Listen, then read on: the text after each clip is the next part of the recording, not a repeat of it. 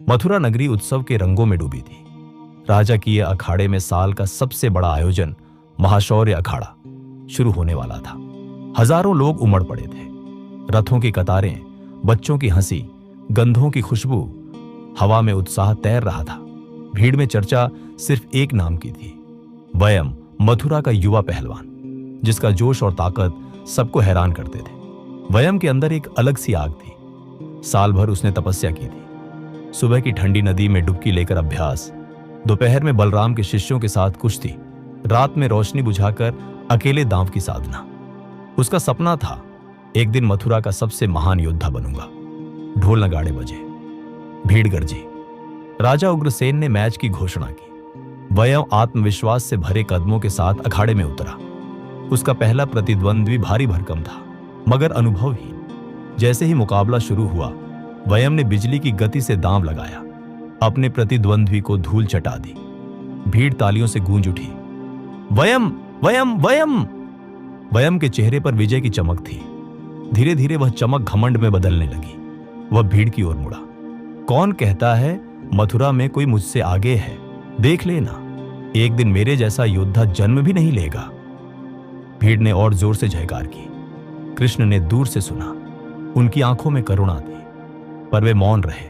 बलराम ने कृष्णा की ओर झुककर धीरे से कहा, यह लड़का ताकतवर है, पर खुद से लड़ाई अभी जीतनी बाकी है। कृष्ण हल्के से मुस्कुराए, समय सिखा देगा। अगले दिन अखाड़े में और भीड़ थी। आज का मुकाबला वयम के जीवन का सबसे कठिन था। उसका प्रतिद्वंद्वी था ध्रुव, जिसका नाम सुनकर ही योद्धा सम्मान में सिर झुकाते थे। न ज्यादा बोलने वाला, न अधिक दिखावा, बस शांत, संतुलित और बेहद अनुभवी। मुकाबला शुरू हुआ। वयम ने पूरी ताकत से धावा बोला, पर ध्रुव की चालें नदी सी प्रवाहमान थी, धीमी पर गहरी, कम पर सटीक। कुछ ही पलों में वयम जमीन पर गिरा। जोर का धक्का, सांसें भारी, शर्म से चेहरा लाल। भीड़ में सन्नाटा फैल गया। वयम के कानों में सिर्फ एक आवाज गूंज रही थी, हार, हार, हार। वह कांपते हाथों से उठने की कोशिश करता है, पर अंदर से टूट चुका था। उस रात वयम ने कहीं ना जाने कितनी देर अखाड़े के बाहर अकेले बैठकर रोया। कभी जमीन को मुक्के मारता, कभी भगवान को दोष देता, कभी खुद पर गुस्सा करता। कल मैं सबका हीरो था, आज कोई मुझे देखना भी नहीं चाहता। उसके आंसू मिट्टी में मिल गए।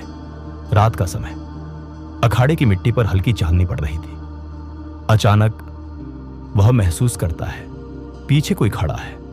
वह मुड़कर देखता है, श्री कृष्ण, साधारण वस्त्रों में मुस्कुराते हुए, मानो उसी से मिलने आए हो। वयम ने तुरंत सिर झुका लिया। प्रभु, मेरे योग्य क्या है आपका सामने आना?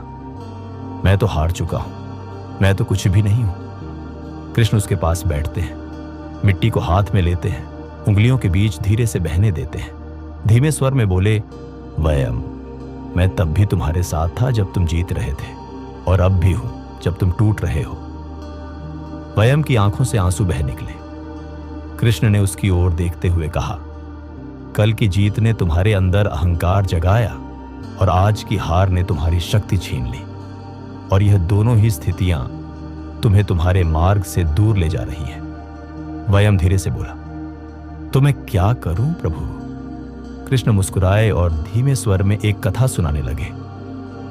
कभी समुद्र ने हवा से शिकायत की, तू क्यों इतनी तेज चलती है? तेरी हर लहर मेरे भीतर तूफान खड़ा कर देती है, मैं संभल नहीं पाता। हवा ने धीरे से उत्तर दिया, समुद्र, मैं तो बस बहती हूं, तूफान में नहीं लाती। जो हलचल उठती है वह तेरे अंदर से उठती है। जहां भीतर शांति न हो, वहां बाहर की छोटी सी हवा भी तूफान बन जाती है। कृष्ण आगे बोले, जब मन भीतर से संतुलित हो तो जीवन की हवाएं तुम्हें हिला नहीं पाती, पर जब मन ही अशांत हो तो एक छोटी सी बात भी तूफान बन जाती है। फिर कृष्ण बोले, वयम, तुम्हारी हार इसलिए नहीं हुई कि तुम कमजोर थे, बल्कि इसलिए हुई कि तुम असंतुलित थे। उन्होंने वयम के कंधे पर हाथ रखा। विजय मिलने पर स्थिर रहो, और पराजय मिलने पर भी स्थिर रहो। मन शांत होगा तो दांव भी सही लगेगा, और जीवन भी। वयम ने पहली बार अपने भीतर हल्कापन महसूस किया, जैसे किसी ने उसका भारी बोझ उतार दिया हो। वयम फिर अखाड़े में आया। इस बार उसके चेहरे एक पर न घमंड था न डर। उसके कदम शांत थे, आंखें स्थिर। ध्रुव ने भी उसे सम्मान से देखा। अब तुम सच में योद्धा लगते हो, वयम मुस्कुराकर बोला। क्योंकि इस बार मैं जीतने नहीं, सीखने आया हूं। भीड़ नहीं जानती थी, पर अखाड़े के एक कोने में कृष्ण खड़े थे, धीरे से मुस्कुरा रहे थे।